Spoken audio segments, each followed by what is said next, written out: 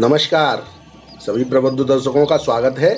मैं संजीव चतुर्वेदी आपका अपने चैनल पर अभिवादन करता हूं। मेरे वो मित्र जो मुझे YouTube पर देख रहे हैं वो इस चैनल को लाइक, शेयर एवं सब्सक्राइब अवश्य करें, और जो लोग मुझे Facebook के ऊपर देख रहे हैं वो मेरे चैनल को फॉलो करना न भूलें।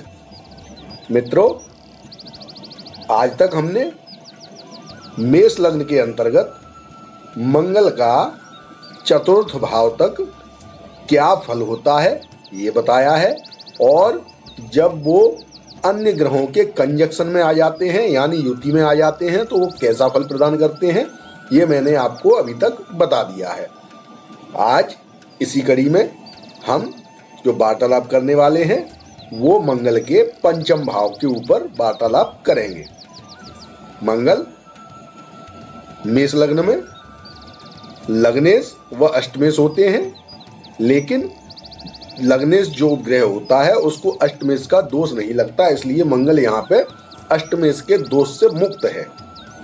मंगल यहाँ सिंह राशि में है जिसका स्वामी सूर्य शुभ फलदायक है। जातक पहलवानी, व्यायाम में रुचि रखने वाला, शरीर बल पर ज़्यादा ध्यान देने वाला और क्रोधी प्रकार का होगा। इसको क्रोध बड़ी जल्दी आ जाया करेगा, क्योंकि मंगल यहाँ पर केंद्र और त्रिकोण राजयोग बना रहा है। वो लग्न का स्वामी है यानी कि केंद्र का स्वामी है और त्रिकोण में जाके बैठा हुआ है। ऐसी स्थिति में मंगल के द्वारा केंद्र त्रिकोण राजयोग का सृजन हो रहा है और मंगल यहाँ पे अग्नि तत्वीय राशि में बैठा हुआ है।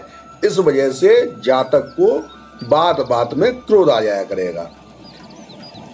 ऐसा जातक रईसों का बाप दादा बोला जाए तो कम न होगा, क्योंकि उस पे लक्ष्मी बहुत ही अच्छी तरह मेहरबान रहेगी। अगर यहाँ पर मंगल बैठे होते हैं तो उनकी जो चतुर्थ दृष्टि है वो 8 नंबर यानी स्वयं की वृश्चिक राशि पर जाएगी। जो सप्तम दृष्टि है वो 11 नंबर यानी कि जहाँ पर 11 नंबर लिखा हुआ है एकादश भाव पर जाएगी, और अष्टम दृष्टि मंगल की 12 नंबर जहाँ पे लिखा हुआ है मीन राशि वहाँ पर जाएगी। ऐसी स्थिति में जातक लंबी आयु वाला होगा, व्यापार से उसको लाभ प्राप्त होंगे। जातक महत्वाकांक्षी होगा तथा अपनी महत्वाकांक्षी की पूर्ति है धन का अपव्यय करता दिखाई देगा। धैर्य की कमी ऐसे जातक में दिखाई देगी, लेकिन जातक साहसी और शूरवीर होगा। भोज संहिता में ऐसे जातक को उच्च पद पर आसीन बताया गया है कि ऐसा जातक उच्च पद पर आसीन होते देखे जाते हैं। यहाँ पर मंगल की दशा और महादशा शुभ फल देने वाली होगी। इस समय जब मंगल की दशा या अंतरदशा चल रही होती है तो यात्रा से लाभ, व्यापार व्यवसाय से लाभ, उत्तम धन की प्राप्ति के योग बनते हैं। अब अगर यहीं पर ये जो अकेले मंगल बैठे हुए हैं ये चंद्रमा के साथ युत हो जाते हैं तो ऐसी स्थिति में महालक्ष्मी योग बनता है। जातक धनवान होता है और मंगल के सानिध्य में आने से ऐसे जातक को अपने द्वारा किए गए कर्म का जल्दी ही फल प्राप्त हो जाता है। अगर इसी भाव में यानी कि मेष लग्न हो और 5 नंबर की राशि सिंह में मंगल और सूर्य विराजमान हो जाए तो सूर्य की यह स्वयं की राशि है। ऐसा जातक प्रथम पुत्र वाला होता है, उसका पुत्र तेजस्वी होगा। जातक का जन्म श्रावण भाद्रपद माह की रात्रि को 10 बजे के लगभग होता है। अगर इसी भाव में मंगल और बुध बैठे हों तो मंगल के साथ बुध बैठने से जातक को पुत्र के अलावा कन्या संतति का भी योग बनता है। यहीं पर मंगल के साथ गुरु विराजमान हो तो गुरु ज्ञान के कारक हैं। ऐसा जातक पढ़ाई लिखाई में अच्छा करता देखा जाता है। भाग्येश गुरु जातक को 3 से 5 पुत्र देगा। हालांकि ये पुराने जमाने के प्रेडिक्शन हैं, तब के हैं जब परिवार नियोजन नहीं था। अब परिवार नियोजित किया जाता है महिला और पुरुष के द्वारा, तो ऐसा बहुत कम संभव देखा जाता है। लेकिन जहाँ पर परिवार नियोजन नहीं हो रहा वहाँ पर ये जो फलीभूत होते देखे गए हैं। अगर इसी भाव में यानी कि सिंह राशि में मेष लग्न हो और सिंह राशि में मंगल और शुक्र विराजमान हो तो ऐसी स्थिति में मंगल और शुक्र के बैठने से जातक को अपने सैया सुख में कमी महसूस होगी। यानी कि जो उसकी सेक्सुअल लाइफ है वो सेटिस्फाइड नहीं रहेगी, सेटिस्फिकेशन उसको नहीं मिलेगा, वहां से वो संतुष्ट नहीं होगा अपनी सेक्सुअल लाइफ से। जातक पुत्र के अलावा कन्या संतति की बाहुल्यता भी देखने को मिलेगी।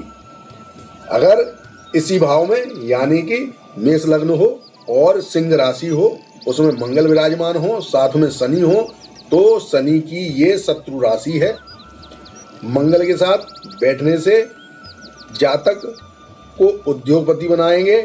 जातक विदेशी भाषा पढ़ेगा एवं तकनीक विशेषज्ञ होगा, क्योंकि मंगल और शनि टेक्नीशियन लाइन में इसको ले जाएंगे। मंगल और शनि जब किसी भी राशि में एक साथ क्लब हो जाते हैं तो ऐसे व्यक्ति को सावधानी पूर्वक चलना चाहिए, क्योंकि उसके एक्सीडेंट के योग बन जाते हैं। उसके शरीर का कोई भी अंग चीर फाड़ यानी शल्य चिकित्सा करके बाहर निकाला जा सकता है। अगर ये जातिका की कुंडली है तो यहाँ पर उसके बच्चा उत्पन्न होने के सिजेरियन योग उत्पन्न हो जाते हैं, अगर मंगल और शनि यहाँ पर एक साथ कंजक्शन में विराजमान हो जाए तो। आगे हम वार्तालाप करते हैं।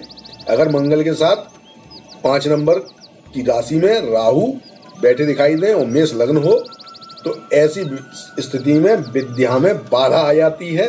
बाधाएं उत्पन्न होती रहती हैं, फेल हो जाएगा या और अन्य कारणों से बाधाएं अवश्य प्राप्त होंगी। जो प्रथम संतति होगी यानी कि पहला बच्चा एबॉर्शन हो जाएगा, गर्भपात हो जाएगा, ऐसी स्थितियां बनी रहेंगी अगर किसी शुभ ग्रह की इस भाव पर दृष्टि न हो तो।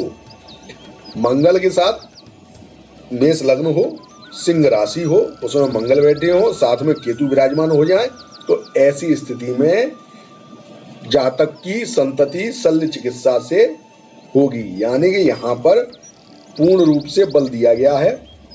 लेकिन मैं फिर कहता हूँ कि अगर गुरु जैसे अमृत तुल्य दृष्टि यहाँ पर डाल देते हैं तो इन योगों में कमी देखने को मिलेगी, यानी कि ये कम हो सकते हैं। अगर कोई व्यक्ति पंचम भाव में मंगल के बैठने से परेशान है, पीड़ित है, तो मैं उसके लिए 2-3 उपाय बताता हूँ, वो करे, उसको अवश्य लाभ प्राप्त होंगे।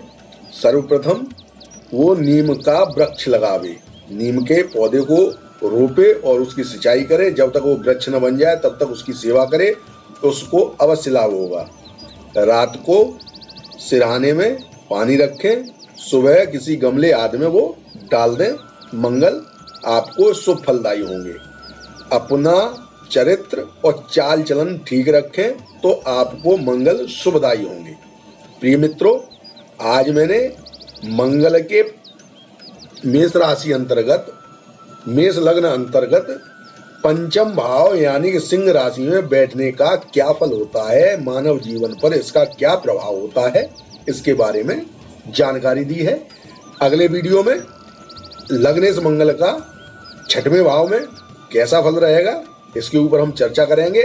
अगर हमारे किसी मित्र की कुंडली मेष लग्न की है और मंगल 6वें भाव में बैठे हैं तो ऐसी स्थिति में मंगल क्या फल देने वाले होंगे, आप हमारे साथ बने रहिए। हम अगले वीडियो में आपको इस विषय के ऊपर से भी पर्दा उठाते हुए नजर आएंगे। इसी के साथ मैं संजीव चतुर्वेदी आप सबसे आज्ञा चाहूँगा और ये गुजारिश करना चाहूँगा कि आपने ये वीडियो अभी तक देखा है तो मैं आपसे ये जिद कर सकता हूँ कि आप मेरे चैनल को सब्सक्राइब करिए। आप मेरे चैनल को सब्सक्राइब करेंगे तो मुझे बल मिलेगा। इसी के साथ मैं आज्ञा चाहूँगा, आपका आने वाला दिन शुभ हो, परिवार सहित सुखी रहिए, संपन्न रहिए। कोविड-19 इस समय बहुत प्रसार में है।